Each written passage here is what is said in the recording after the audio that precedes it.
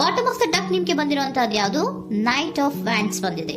ಯಾವುದೋ ಕೆಲವೊಂದು ನಿರ್ಧಾರಗಳನ್ನ ಮಾಡ್ತಾ ಇರುವಂತಹದ್ದು, ಧೈರ್ಯದಿಂದ ಕೆಲವು ನಿರ್ಧಾರಗಳನ್ನ ನೀವು ಮಾಡ್ತಾ ಇರುವಂತಹದ್ದು ರೆಪ್ರೆಸೆಂಟ್ ಆಗ್ತಾ ಇದೆ. ಆಕ್ಷನ್ಸ್ ಅನ್ನ ತಗೋತಾ ಇರುವಂತಹದ್ದು ನಿಮ್ಗೆ ರೆಪ್ರೆಸೆಂಟ್ ಆಗ್ತಾ ಇದೆ ಬಾಟಮ್ ಆಫ್ ದ ಡಕ್ ಅಲ್ಲಿ. ಓಕೆ, ಇನ್ ನಿಯರ್ ಪಾಸ್ಟಿನಲ್ಲಿ ಏನಾಗಿದೆ?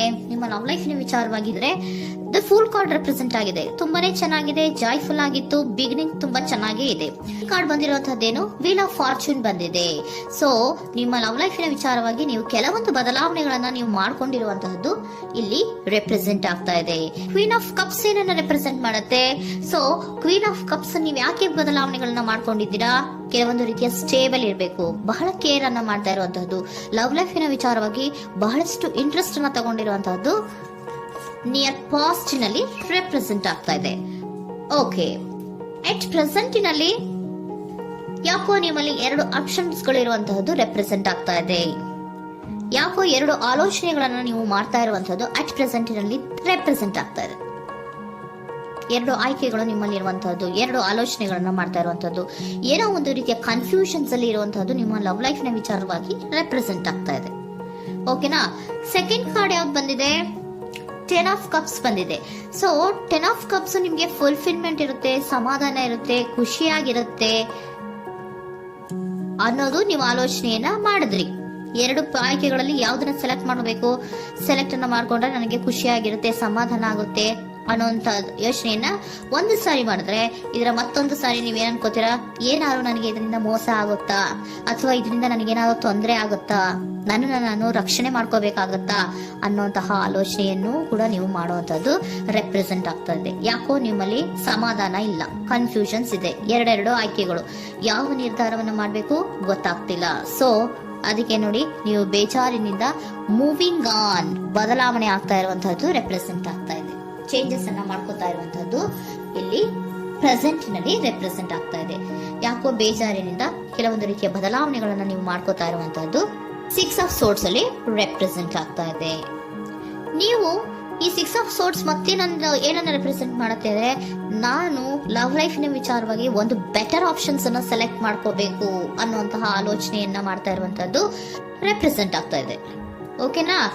ನೀವೇನಂದ್ರೆ ಅಟ್ ಪ್ರೆಸೆಂಟಿನಲ್ಲಿ ನಿಮ್ಮ ಲವ್ ಲೈಫಿನ ವಿಚಾರವಾಗಿ ಬೆಟರ್ ಆಪ್ಷನ್ ಬಗ್ಗೆ ಯೋಚನೆಯನ್ನ ಮಾಡ್ತಾ ಇರುವಂತಹದ್ದು, ಅದರ ಬಗ್ಗೆ ಸ್ವಲ್ಪ ಕನ್ಫ್ಯೂಷನ್ ಅಲ್ಲಿ ಇರುವಂತಹದ್ದು ಅಟ್ ಪ್ರೆಸೆಂಟ್ ನಲ್ಲಿ ರೆಪ್ರೆಸೆಂಟ್ ಆಗ್ತಾ ಇದೆ.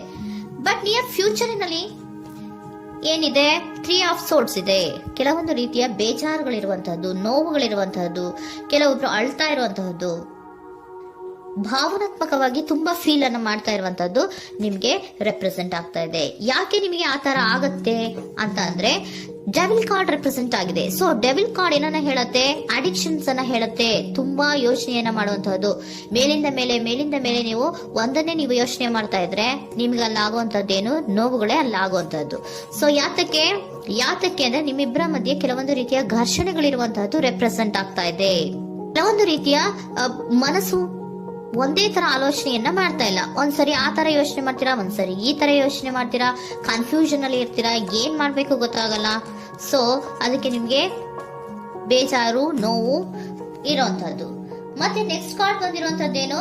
5 ಆಫ್ ಪ್ಯಾಂಟಿಕಲ್ಸ್ ಬಂದಿದೆ. ಸೊ 5 ಆಫ್ ಪ್ಯಾಂಟಿಕಲ್ಸ್ ಏನು? ತುಂಬಾ ಇದು ಕೂಡ ತುಂಬಾ ಬೇಜಾರಿನಲ್ಲೇ ಇರುವಂತಹದ್ದು, ಫೀಲಿಂಗ್ ಲೆಫ್ಟ್ ಔಟ್ ಆಗ್ತಾ ಇರುವಂತಹದ್ದು, ರೀತಿಯ ಒಂದು ಬ್ಯಾಡ್ ಸಿಚುಯೇಷನ್ ಅಲ್ಲಿ ಇರುವಂತಹದ್ದು, ಅಂದ್ರೆ ಯಾವಾಗ್ಲೂ ನೋವು ಪಡ್ತಾ ಇರುವಂತದ್ದು, ಯಾವಾಗ್ಲೂ ಯೋಚನೆ ಮಾಡ್ತಾ ಇರುವಂತಹದ್ದು, ಇಮಿಡಿಯೇಟ್ ಫ್ಯೂಚರಿನಲ್ಲಿ ಈ ರೀತಿ ರೆಪ್ರೆಸೆಂಟ್ ಓಕೆನಾ? ಸೊ ದ ಮೂನ್ ಕಾರ್ಡ್ ಏನನ್ನ ರೆಪ್ರೆಸೆಂಟ್ ಮಾಡುತ್ತೆ ಅಂದ್ರೆ, ರಿಯಾಲಿಟಿಯ ಕಡೆಗೆ ಹೆಚ್ಚು ಗಮನ ಕೊಡದೇ ಇರುವಂತಹದನ್ನ ರೆಪ್ರೆಸೆಂಟ್ ಮಾಡುತ್ತೆ. ಓಕೆನಾ? ಇದಿಷ್ಟು ನಿಮ್ಮ love reading. Next angel guidance ನಿಮ್ಗೆ ಏನ್ ಕೊಡ್ತಾರೆ ಅನ್ನೋದನ್ನ ನೋಡೋಣ. ನೋ ಅನ್ನೋಂತ ಆನ್ಸರ್ ಅನ್ನ ಕೊಡ್ತಾ ಇದ್ದಾರೆ. So no, not the right time. ನೀವೇನು ಕೂಡ ಈ ಕನ್ಫ್ಯೂಷನ್ ಅಲ್ಲಿ ಇದ್ದಾಗ ಯಾವುದೇ ರೀತಿಯ ಡಿಸಿಷನ್ಸ್ ನ ಮಾಡೋದಕ್ಕೆ ಇದು ಕರೆಕ್ಟ್ ಆಗಿರುವಂತಹ ಟೈಮು ಅಲ್ಲ. Perfect timing. So perfect timing ಅನ್ನ ಬಂದಾಗ ನೀವು ಕೆಲವೊಂದು ರೀತಿಯ ಡಿಸಿಷನ್ಸ್ ಅನ್ನ ಮಾಡ್ಬೇಕಾಗತ್ತೆ. ಯಾವಾಗ ಅಂದ್ರೆ ನೀವು ಮನಸ್ಥಿತಿಯನ್ನ ನೀಟಾಗಿ ಇಟ್ಕೊಂಡಾಗ, ಕೆಲವೊಂದು ರೀತಿಯ ಕನ್ಫ್ಯೂಷನ್ಸ್ ಇಂದ ನೀವು ಆಚೆ ಬಂದಾಗ, ಯಾವಾಗ ನೀವು ಕ್ಲಿಯರ್ ಥಿಂಕಿಂಗ್ ಅನ್ನ ಮಾಡ್ತೀರಾ ಅದು ಪರ್ಫೆಕ್ಟ್ ಟೈಮಿಂಗ್. ಸೊ ಆಗ ನಿಮ್ಗೆ ಕೆಲವೊಂದು ರೀತಿಯ ಫರ್ಗಿವ್ನೆಸ್ ಅನ್ನೋದು ಇರುತ್ತೆ ಅನ್ನೋದನ್ನ ಏಂಜಲ್ ಗೈಡೆನ್ಸ್ ನಿಮ್ಗೆ ಹೇಳ್ತಾ ಇದ್ದಾರೆ. ಸೊ ಹಾಗಿದ್ರೆ ಸರೆಂಡರ್ ಕಾರ್ಡ್ಗಳು ನಿಮ್ಗೆ ಏನ್ ಹೇಳುತ್ತಾರೆ ಅನ್ನೋದನ್ನ ನೋಡೋಣ. Surrender to your soul path. Your life journey has been perfectly designed for your soul growth. Embrace every lesson and every moment. ನಮ್ಮ ಜೀವನದಲ್ಲಿ ಬರುವಂತಹ ಎಲ್ಲಾ ಕೆಲವೊಂದು ಮೂಮೆಂಟ್ಗಳನ್ನ ನಾವು ಪರ್ಫೆಕ್ಟ್ ಆಗಿ ದೇವರು ಡಿಸೈನ್ ಮಾಡಿರ್ತಾರೆ. ಅದಂದ್ರೆ ನಮ್ಮ ಲೈಫಿನಲ್ಲಿ ಏನೇನ್ ಆಗ್ಬೇಕು ಅನ್ನೋದನ್ನ ಮುಂಚೆಯೇ ದೇವರು ಬರ್ದಿರ್ತಾರೆ. ಸೊ ಅದು ಹಾಗೆಯೇ ನಡೀತಾ ಇರುತ್ತೆ. ಓಕೆನಾ? ನಾವು ನಮ್ಮ ಲೈಫ್ ನಲ್ಲಿ ಬರುವಂತಹ ಪ್ರತಿಯೊಂದು ಲೆಸನ್ಸ್ ಅಥವಾ ಪಾಠಗಳೇನಿರುತ್ತೋ ಅಥವಾ ನಾವ್ ಏನನ್ನ ನಮ್ಮ ಜೀವನದಲ್ಲಿ ಬರ್ತಾ ಇರುತ್ತೋ ಅದು ಒಂದು ನಮ್ಗೆ ನಮ್ಮ ಲೈಫಿನಲ್ಲಿ ಒಂದು ಲೆಸನ್ ತರ. ಸೊ ಅದನ್ನ ನಾವು ಎವ್ರಿ ಮೂಮೆಂಟ್ ಅನ್ನ ಕೂಡ ನಾವು ಸ್ವೀಕರಿಸಬೇಕು.